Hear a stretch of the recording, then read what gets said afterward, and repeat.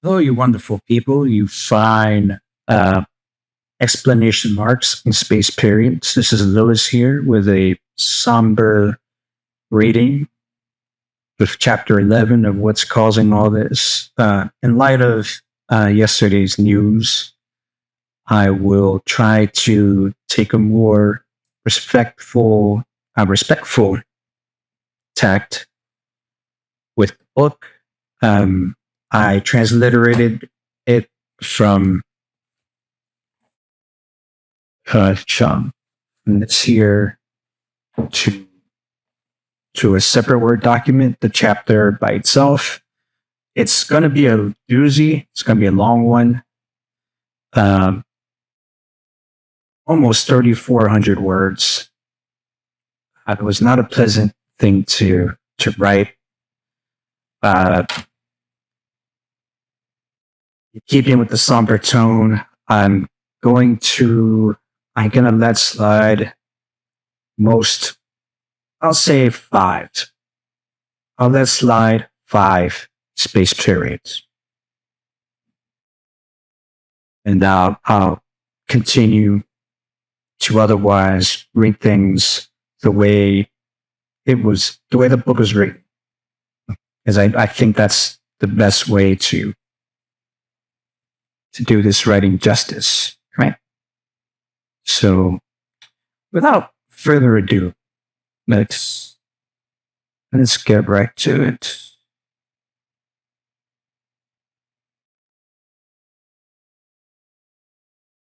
Here. Chapter 11. Fontaine joins the party. I had a struggle with everything that had happened, mourning my father's death and decision on my father's estate. My attorney and my stepmother's attorney were going back and forth. I had some issues with her getting an additional $65,000 plus 50% of my father's net value. Finally, I pulled the trigger and agreed to the 50-50 split and alteration of the will, giving her 50% of the earnings and getting to keep the house. She took possession of my father's belongings and had several issues with it, but I allowed it. She moved out in June, and I got my father's first disbursement of cash. I made a decision. Since I was going to be living alone, I needed to get a dog. I went to the pound at the SPCA and looked around at the dogs. I spotted this German Shepherd Lab Husky Chow Mutt. Without hesitation, I got him. His name was Fontaine. Name that was already given to him, but since he was a boy dog, didn't know why he had a female name. I kept the name, hence Fontaine became a part of my world. So it was me and Fontaine at my house. I refurbished the place and bought a Wurlitzer jukebox and new furniture to fit my lifestyle. My own personal man cave to entertain the ladies. I worked at this courier company throughout this time, working long hours, and felt like I wanted to get into my own business of some sort. At the time, I worked with a dispatcher named Nigel, who I became friends with. I had some drinking time and only hung up briefly. Dealing with work and dealing with other stuff, I wanted to make sure that some of this money I inherited was being put away or invested into property or brick-and-mortar business. Kevin and I did a remote show in a fine dining restaurant trying to promote their business. We had a promotion of guests winning prizes for eating at the restaurant. So Kevin and I got into show mode and started telling our usual jokes while people were eating in this restaurant. Knowing we had to keep the PG version, I had to catch myself a few times from not going into the X-rated version of the show. So everybody had a ticket and we drew matching tickets from a prize box. While Kevin and I did our usual entertainment banter, we drew up tickets while people would win gift certificates they had after we called out their numbers in drawing. Prices range from free dessert on the next visit to 20% off on the next visit.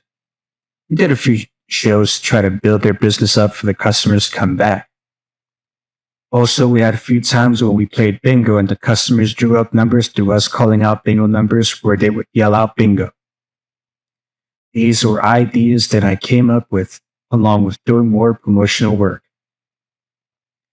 We also worked with another restaurant called Potter Pub. It was a well-known British pub back in the day, ran by local mom and pop's establishment. We had our own American Idol locally by being hosted by Rockets. The group was hosted by Paul Redacted and Wendy Pace. They had asked me to be a judge, and I brought Kevin on to be a judge. So we had this 2-month project of judging locals in Richmond and surrounding areas, judged them, and set the best of these qualifiers to the next level, which eventually, if they made it that far, they would be on being judged by Simon Cowell himself. It was a fun project, and being able to work with Wendy Pace and adding Kevin to the mix became a fun project. I made sure, though, out of the judges, that ones that I wanted to win would win. I remember a girl named Lindsay who played the fiddle and did some country music. I knew who was going to win. I wasn't big on country music at the time, but I knew she was the winner in my eyes and was the one who needed to represent the state of Virginia for American Idol. Made sure Kevin agreed on her as well, as Kevin wanted to keep his pick secretively. Needless to say, after the 2-month project, Lindsay was the winner and represented Richmond and came in second in the state of Virginia. So she never represented the state. She came in high with her fiddle singing. We promoted all of this on the show. Like mentioned previously, we did commercials for the insurance, Dr. Taboo Lingerie, and Potter's Pub. We practically gave these commercials away for peanuts that my technical producer created once again, Jim Redacted. Style Weekly did at least 2 write-ups about our show, calling me the Howard Stern of Richmond, and did another cover on the whole public access show network featuring other mundane shows, and then saying our show was the most popular show on the network at the Access channel. I thought so, at least along with my cast and crew. While we did our shows, the cast was Kevin, Fitz, and others when we could get them on. Still looking for a female co-host and got one. We had Wendy on her first live show, and then we also had this lady known as Psychic Brenda, who also had a show on the network channel. We combined our efforts while she was on a few of my shows back in the 90s and came on one of my shows talking about the Iraq War and the capture of Saddam Hussein. She was giving readings to different callers who called the show for their readings. We started getting an element of garbage calling in on the shows. Detractors and people would call our shows an excessive amount of time to insult me and my cast, better known as prank callers. Local guy who moved to England called himself Dr. Doc Quinn on an internet site called something awful who started to attack my show and myself. Definitely wasn't Dr. Quinn Medicine Woman, LOL, but some punk who had ties to England and moved back overseas. The punk's real name was James Redacted. He was the catalyst and the one that started these internet attacks, with more to come and be talked about. It was actually mentioned by my mechanic who had a shop downtown and worked in German import cars. He mentioned that my show was being broadcast on the internet, and I had no idea of how it was.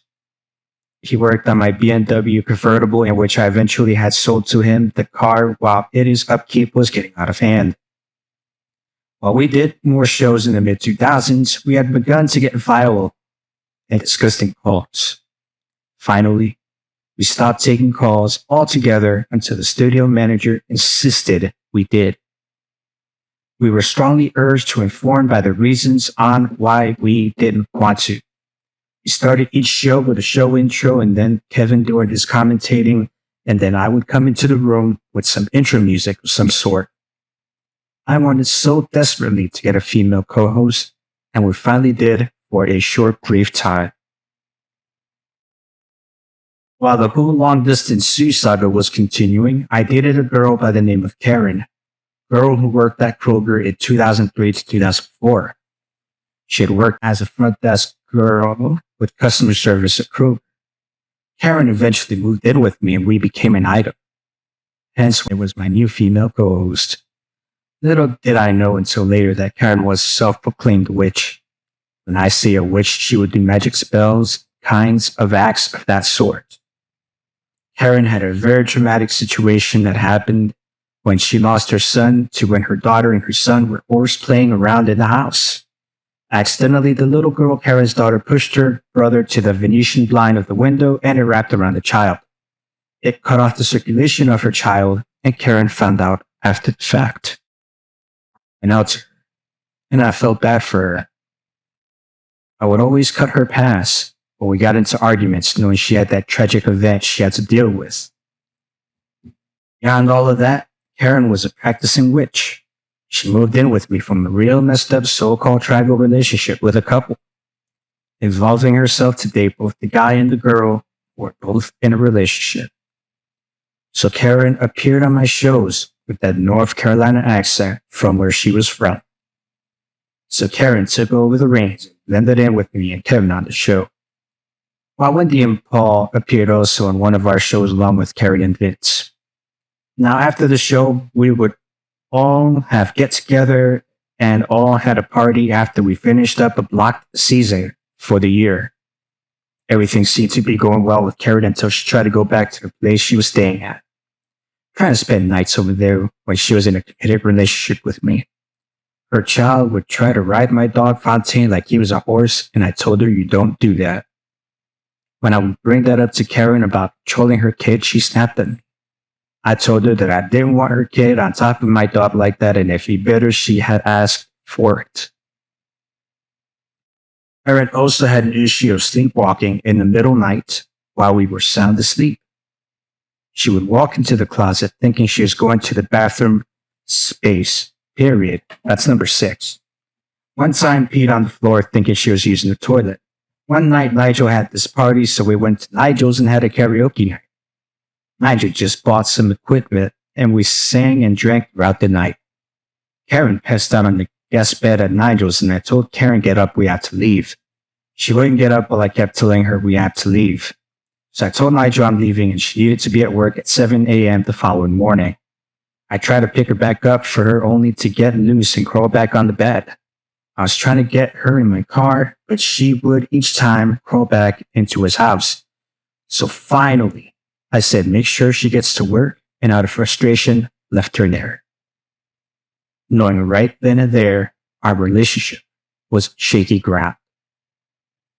One of the people from the party brought her back to the house and she went to work.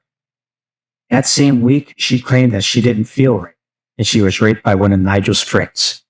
I simply said, "What? Did you see something?" And then I told her to report it if it happened, but she refused to do so.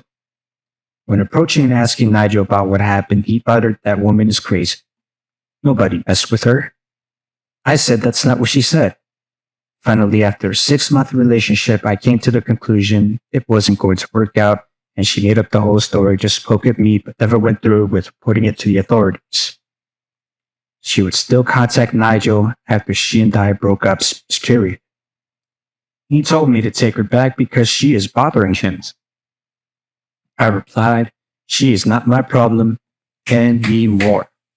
She and I broke up. Make mention she would get really jealous whenever I brought up Sue's name. It didn't matter at the end because the writing was on the wall, period, space, period. Kevin and myself continued in dealing with trolls calling up the show. I became more alert to what these imbeciles were doing by stealing my copyright, making me look like a complete cartoon.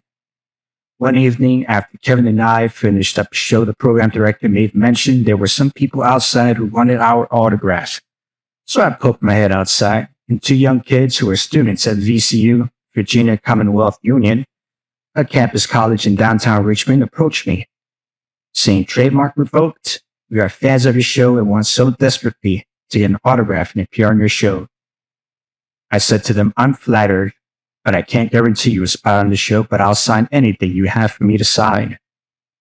So Kevin and myself signed and autographed some trinkets they brought with them and said, "We shall see, we can, but I don't just let anybody on my show unless I know them or they're a musical artist."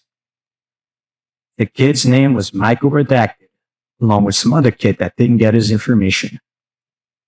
So in that brief interlude, it didn't seem right, and it felt to me they were trolls pretending they were fans. Whatever the case, my initial thought was correct because they posted the pictures they took with us on that something office. The internet wars started because these punks kept getting more vile and attacked me and Kevin. I bantered back with these individuals and became a flame war on your website. They were a bunch of compulsive masturbators and became more of an issue when these Fuku punks started attacking me in my show. Every Thursday night, we would have a block of time, and their masturbators would call every time and every week. This kid, Michael Redacted, was a hideous-looking creature. My nickname for him was Red Pube Face because he had red hair and a red beard that he peeled off from his private area. Pubic hair. LOL, space period. Hence the name Red Pube Face. LOL finally came out and made threats about a group of them coming to the station while we were shooting a show. For a while, I didn't post anything in retaliation on the shit post, just lurking on the site. So I saw this on their page where they had planned to attack the station. Ironically, it just so happened that it was during a presidential election between Bush and Kennedy space period. The other show was interviewing the vice presidential candidate for the Libertarian Party. So the misdirection game and trap game was on. Kevin and I spoke on the phone about scheming against these bitches. Kevin said, "Get them, and get them good." This is all explained in detail about what the plan was. I spoke with the station manager and told him what these bitches were planning on doing and that they would be banging on the door. I said, "Call the police, tell the show's producer to do so." So what I was planning was ingenus to get these bitches arrested, Space Spirit. So while they thought my show was going to be aired, the other show was airing in place of mine for, ironically, not only to get these bitches, but supposedly that was the only time the vice presidential candidate could appear on that show. It was game time. Later on, I figured, since I wasn't on that night, why not set the attention on me walking up to them, Space Period. I made a phone call to the Richmond Police Department and explained the story to them, and they were ready to come when being signaled about these kids banging at the door. The games were about to begin. Down the 2 blocks, there they were. About 10 to 15 of them were walking down the street. I parked my car 2 blocks away from the station and got out of my car and walked in their direction. After seeing them, I called the police and said they were 2 blocks down the street and to come now. The police were notified. So they walked up to the station yelling and screaming, banging on the window of the station. I caught up to them and said, "Are you looking for someone?" They started walking to me saying, "Why aren't you on camera?" ? I said, "What's to you?" ? Why are you all here yelling and screaming, causing a ruckus? They started shouting obscenities and vile, disgusting shit.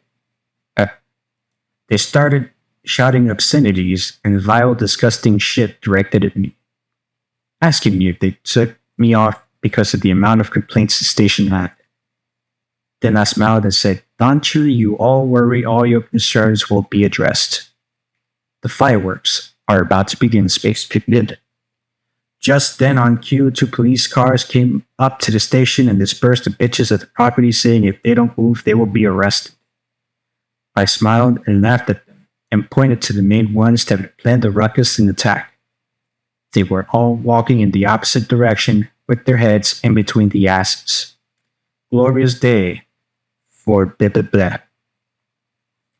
Action was taken and these thugs are going to be arrested as a decoy lingering outside of the building, signaling for the police. Glorious day, October 24th, 2004. I remember that day well. They were so pissed off they called back the station questioning the show that I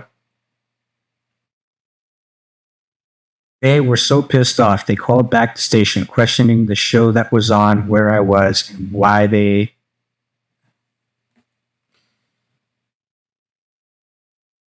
were so pissed off they called back the station questioning the show that was on, where I was, and why are they airing that show in place of mine. They called the police back because the candidate was going to get those bitches arrested for bothering him.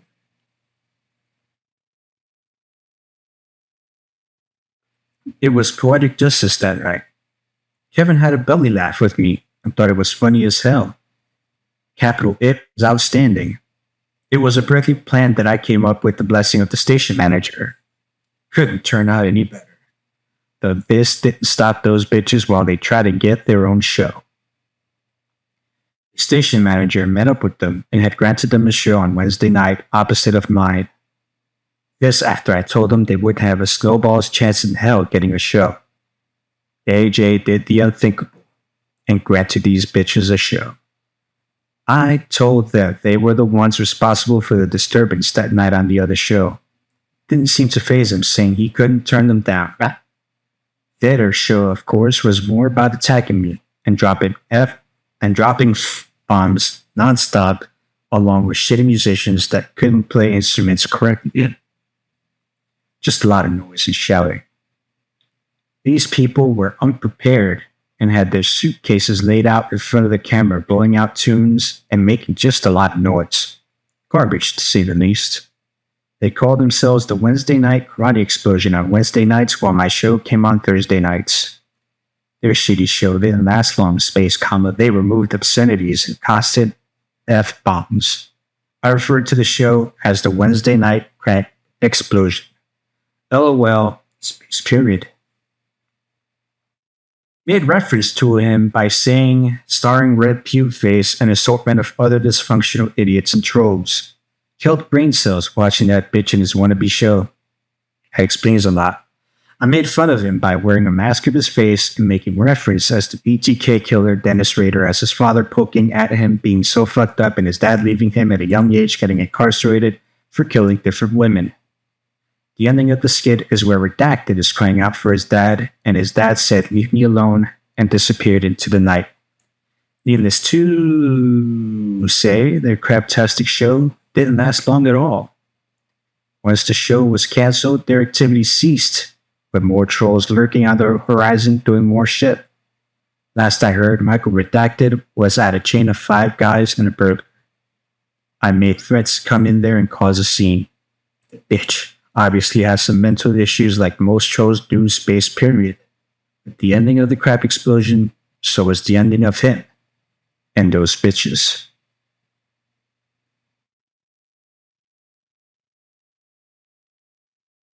And I hope I did you proud.